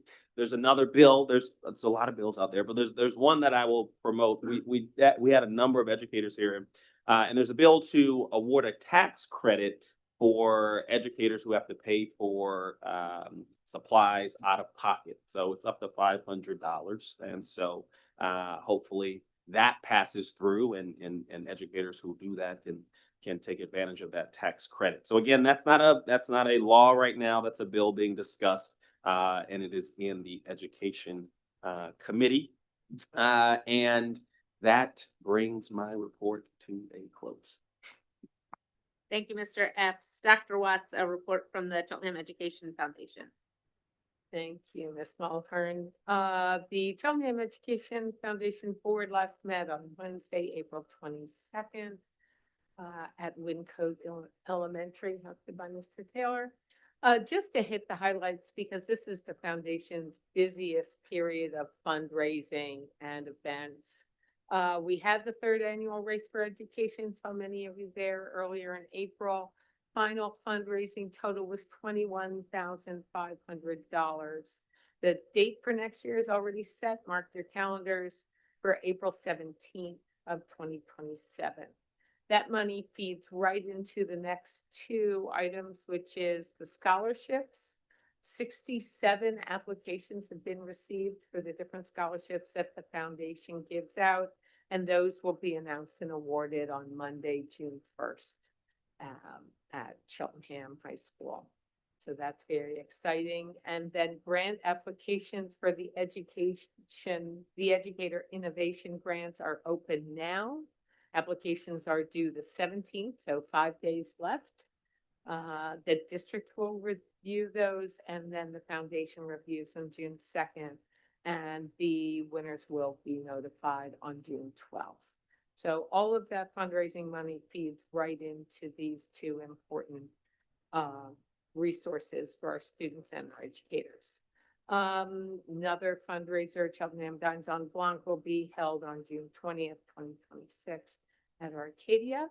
And our next meeting will be May 27th. I believe it's Cedar Brook, Mr. Metcalf.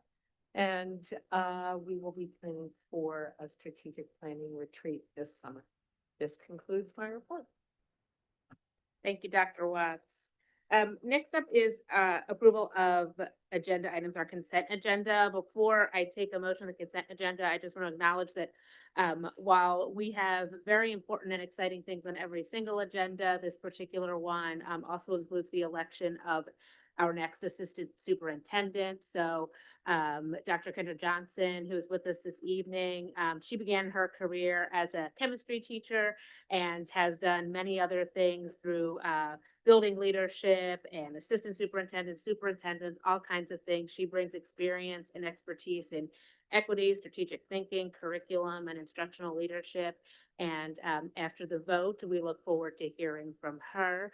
I will now take a motion for the consent agenda.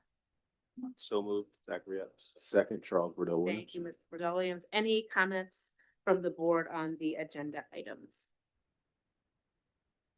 Ms. Lohman.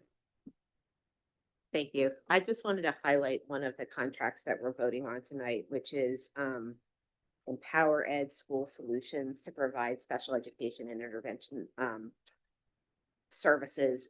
It's what it is a contract to do an audit of our special education program.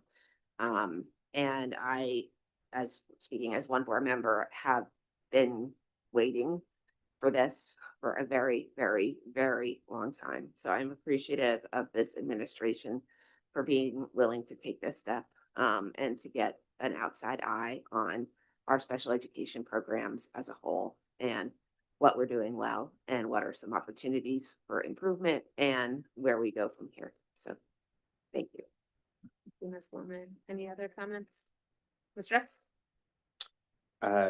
Second to those comments, also we are continuing to, I'm always encouraged to continue to invest in the mental health supports for our students. So you'll find a contract that does it at the secondary level. Shout out to MTSS. I'm sure it's still working and leading to some of these things.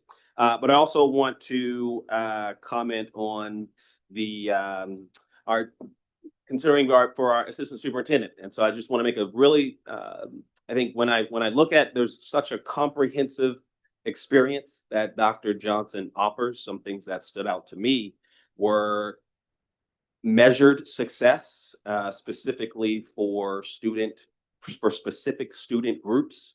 And also you can see progress at large from previous districts that she's had. We know that we have a policy around equity that touches, we heard our strategic plan is going to be undergirded by parent and community engagement and diversity, equity, belonging, and inclusion. And so all of those things ring true to me. And so, and then when I heard her speak, it wasn't here are the numbers and here's what changed. It was really talking about the people first and the students that we serve and then how that actually feeds to the data in the system. And so I'm encouraged by the words, by the and looking for the continued evidence as we bring forth new and folks to our team to better serve our students. Thank you, Mr. Epps. Mr. Schultz. Thirding Ms. Lohman's comment and seconding Mr. Epps's comment. No, I just wanted to give a very warm welcome to our soon-to-be new assistant superintendent. The past 2 weeks, we've, as a district, been reeling is a strong word, but there have been a lot of things that we have been thinking about here as a board member and witnessing how much time, energy, dedication all of our administrators put in. I'm grateful to have another incredibly talented, skilled administrator in this building. I was just doing some math about, we have roughly 4,000 students. And if you amortize the amount of hours in a year a single administrator has, it's about 1 hour per student. Right? And so when we're thinking about communication and when we're thinking about all of the things that go into a school system, our administrators need to put in place systems that leverage more than an hour of their time per student. And that is what they do. And that is what that 30 years of experience that's about to be part of our district is going to bring us. So thank you for applying. Thank you for to the team that did the interviews, and I'm excited to see what happens next. Thank you, Mr. Schultz. Dr. Whiting. Second, Mr. Schultz, third, Ms. Epps, fourth, Ms. Lohman. Just want to take a moment to recognize the 19 people who jumped through all of the hurdles to volunteer for our district. It is not easy to do that.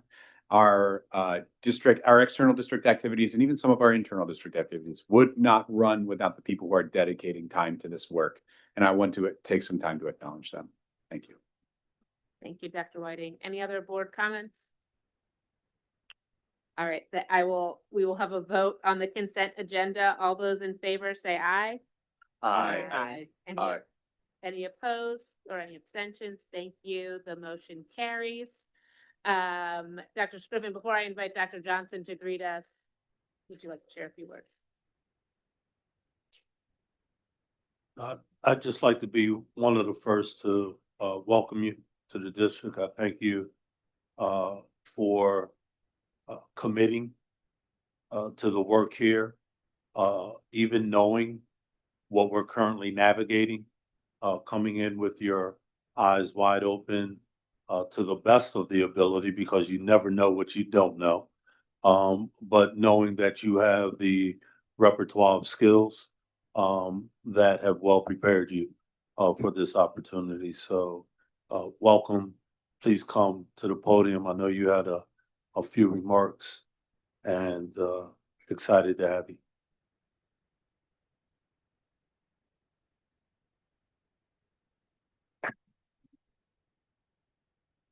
Not quite as tall. So it is truly an honor to stand before you as your newly appointed assistant superintendent. I would like to extend sincere gratitude to you, Dr. Brian Scriven, the superintendent, as well as to the Cheltenham School Board, and all of the individuals who were involved in this very comprehensive search process, for entrusting me with this opportunity. I do not take this appointment lightly. I stand before you with humility, and I'm grounded in this idea that who we are and what we bring should be centered on doing what is right by students first.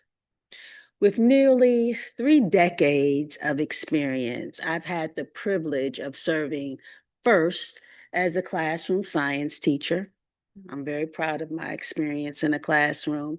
Also as a school-based administrator, as a central office leader, as a curriculum writer, as a higher education leader, as an attorney, and also as a superintendent. Across all of these roles, three truths remain consistent. One, education changes lives. Two, the people closest to students matter most. And three, superintendents need individuals who are thoughtful, strategic, and understand that both the work contains a responsible mindset and someone who understands the urgency and complexity of moments. Having sat in the seat, I understand the weight of decisions.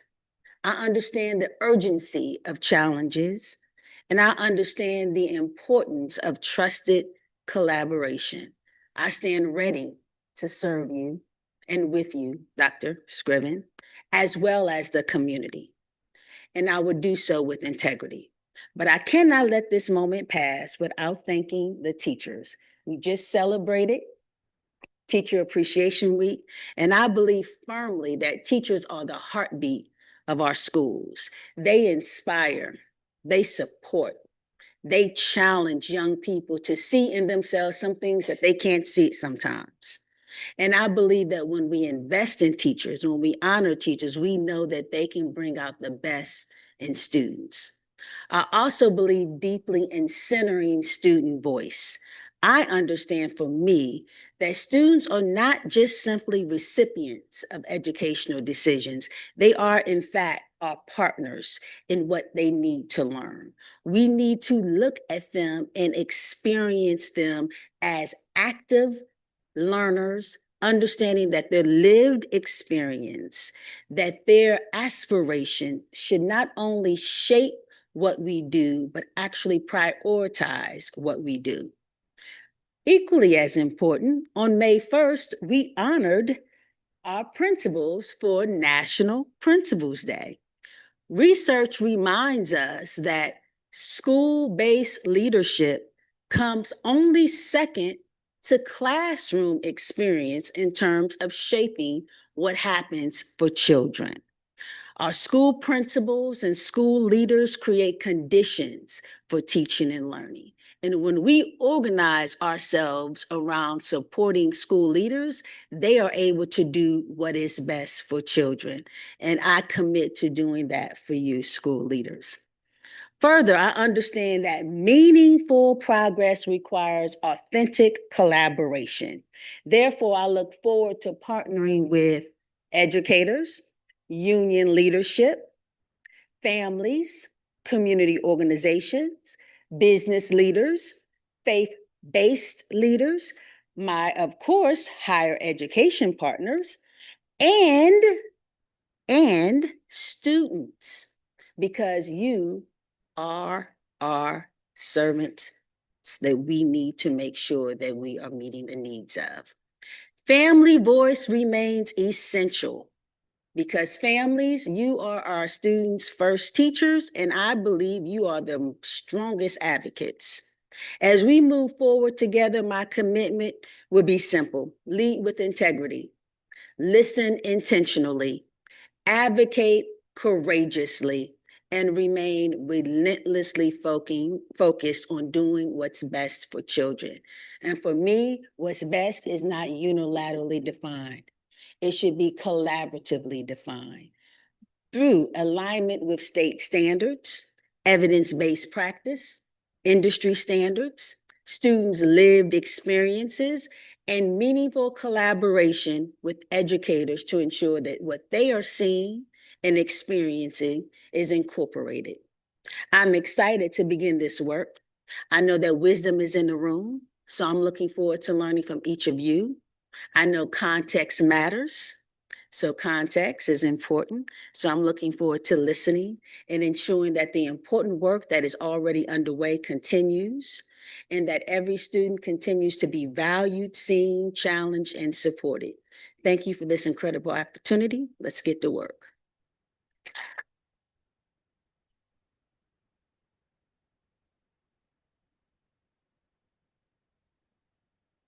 Thank you, Dr. Johnson, and once again, welcome to Cheltenham.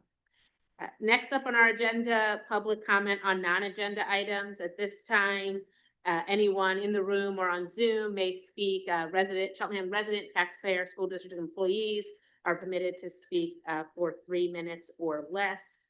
So if you are in the room, please come to the podium. If you're online, you can raise your hand at this time. Please state your name and where you reside in the township. Joanne Spear, and I live in Cheltenham Township. And I couldn't really hear what someone was saying about the food service, the company. Could you repeat that? The Absolutely. Cheltenham School District Food Service Yes. Company? Yeah, absolutely. Would you, Mr. Phelps? I think you're probably referring to my report from the Financial Affairs Committee. We just voted on a food services contract. And the Financial Affairs Committee, we received a presentation that went over the process that the RFP responses, the proposals that were submitted to us from various vendors. We received a report, an update on how those were reviewed, which ultimately led to a recommendation this evening of Chartwells was the vendor that we just voted to approve. So Chartwells is the new food service company? Yes. Okay, That's correct. thank you. Yes, thank you. You can just come right to the podium. Thank you.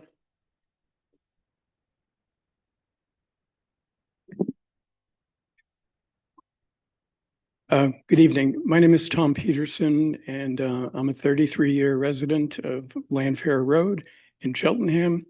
I'm also a small business owner for the past 30 years in the township, and I have had 3 children all go through the Cheltenham public school system. I'm here today to continue to advocate for a welcoming policy for the school district in terms of immigration. I also represent a citizen group called Cheltenham Immigration Response, and we've been successful in pushing the commissioners to adopt a resolution, a welcoming policy for immigration in the township. And we want to urge the school district to adopt a similar sort of policy. A little bit of history, and you feel free to correct me if I'm wrong about any of these, any of the timeline here. But my understanding is that there was a submittal to the children and the teachers regarding immigration policy in February of last year that stated the school district's policy if ICE were to show up at a school. And I don't believe there was any sort of similar statement issued during this past school year. In reading the statement that was issued back in February of 2025, I think there's room for improvement in that statement. And my organization has submitted a suggested draft policy that is more robust than what was issued by the school district about 15 months ago. And we submitted that draft about 3 months ago, along with 11 questions that was submitted to the superintendent, Dr. Scriven and others. And my understanding is we really haven't gotten a concrete response to those questions or to the draft document that we submitted. I just want to read 3 of the questions. We submitted 11 questions. So one of them is, what are considered public versus non-public areas of our schools in Cheltenham? Do the areas have signage? Another example of the questions that we submitted, is the policy communicated to all district employees, contractors, parents, and in languages they understand? And a third example of these questions, what are the supports available to students if an incident should occur or students are afraid to come to school or concerned for their parents. I attended the March Policy Committee meeting of the school board and, made similar statements at that time in March. And, we are encouraging, for you to review the draft that we submitted. And, we're happy to meet with you as needed. But we would most appreciate, some action. And, the school year is about to end. So in my mind, it would be good to be able to submit something to the parents and students yet this school year. Thank you very much. Thank you, Mr. Peterson.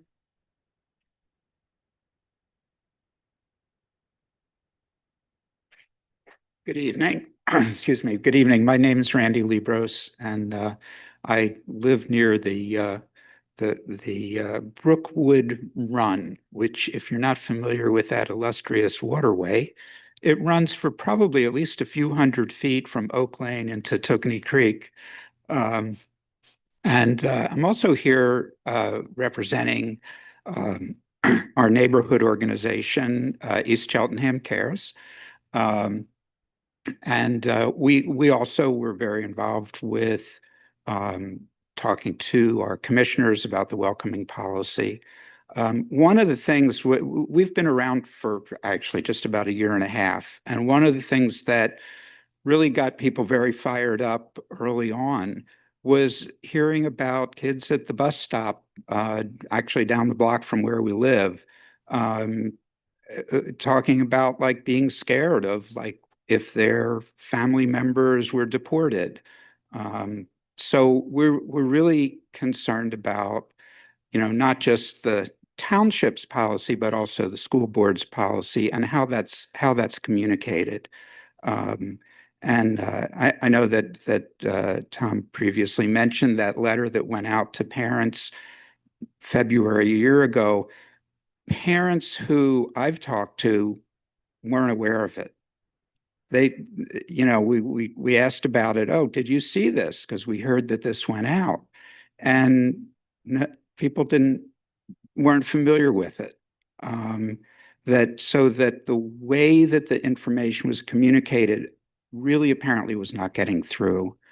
And I think that that's a problem. I think it's really important that, I mean, just a little digression, land acknowledgement and acknowledgement of the value of the diversity of our community. I mean, it's something that I think is really important. I grew up in Cheltenham. I went to Wyncote Elementary, graduated from Cheltenham High School. The Earth's crust had cooled by the time I graduated. But I'm not sure by exactly how much, but it's been a little while. But I grew up in a community that was really not very diverse, and I really value the diversity of the community now and the contributions of our immigrant neighbors. I just know that our schools are such a central part of our community, and that it just feels very important to me that there be some real robust, communication, so that there's real awareness of the ways in which the school will protect students in the event of, some ICE activity. So I also want to just say on an aside, as a retired educator, I really appreciated the honoring of the teachers earlier. That was absolutely wonderful. Thank you. Thank you so much. I think we have a hand online. Yep. Please state your name and where you reside in the township before you speak.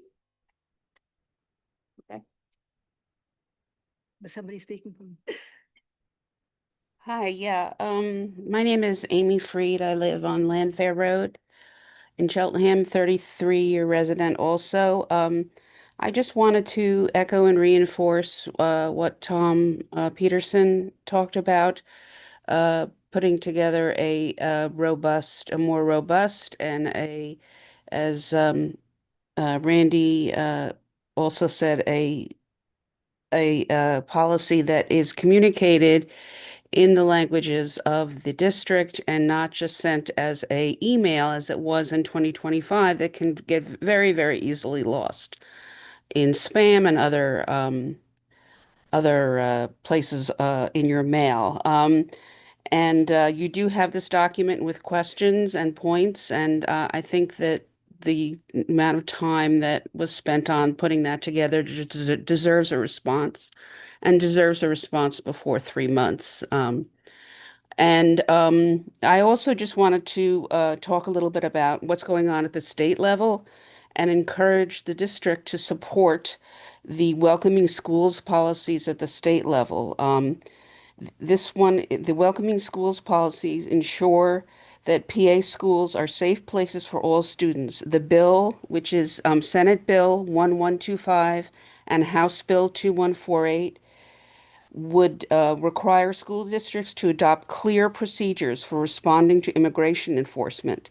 These steps will protect student privacy, give administrators and staff clear guidance, and affirm schools as welcoming places for all. So that is now was just introduced. It has been co-sponsored by by Senator Haywood and by Representative Nelson.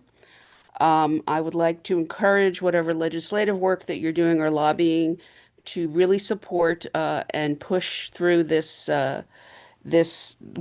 bills. I know it's going to be tough in the Senate, but I would like to see our school district really work on that. I would also like to encourage support of the welcoming PA caucus. Some of the other bills that are up are the driver's licenses for all, which is access to real ID licenses for undocumented and documented people, prohibiting state police from making arrests, the Officer Visibility Act, the Documenting ICE Civil Liberties Violation, urging Congress to condition DHS funding, and protecting vulnerable immigrant youth. All are acts or legislation before the state legislature. So it would encourage, these are all things that will help ensure the safety and well-being of all our students, and especially our undocumented student. And I'd like to see Cheltenham get ahead of the ball a little bit here in terms of the Welcoming Schools Act and have a policy that is well articulated and well communicated. Thank you very much for listening. Thank you, Ms. Freed.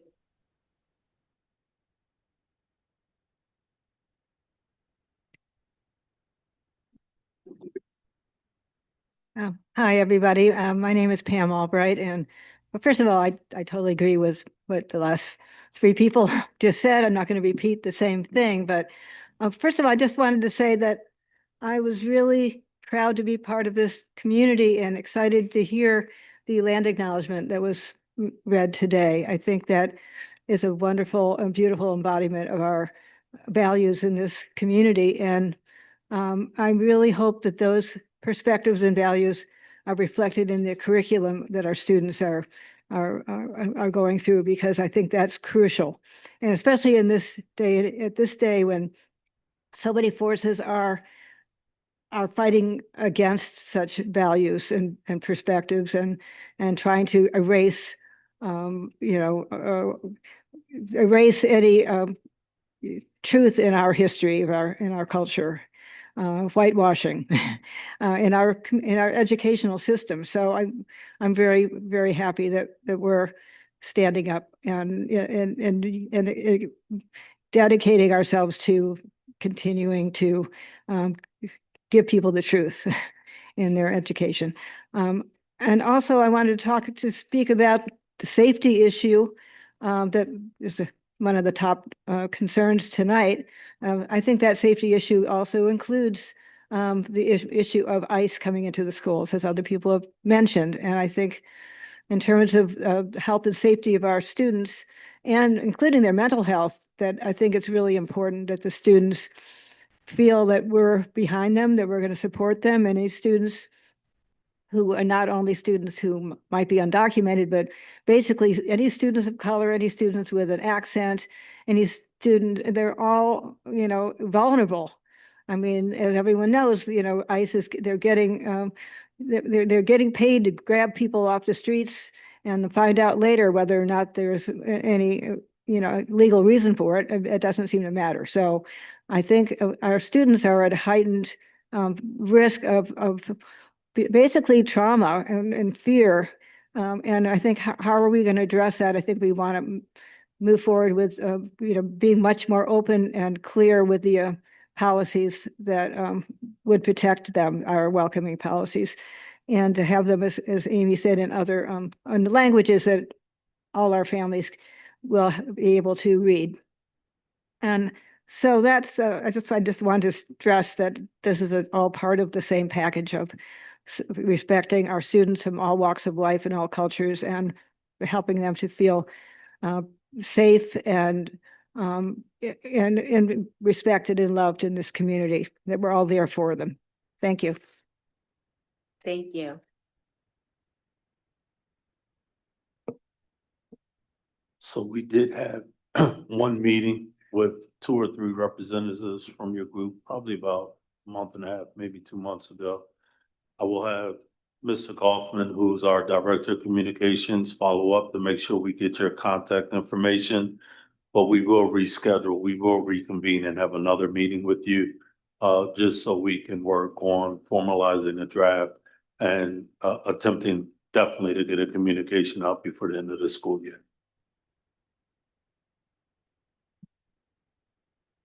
All right, seeing no other hands online and no one at the podium, that will close our public comment for this evening. On the agenda are informational items about future meetings. And with that, oh, yes, Mr. Schultz. Just wanted to highlight that Election Day will be on May 19th, which is why we do not have an educational affairs meeting for the 1 week from today. If you do not already have a plan to vote, please make one. Thank you. That I'll have a motion to adjourn. So moved. Oh, that's a first and a second, and the meeting is adjourned. Good night, everyone. All right, I'm not.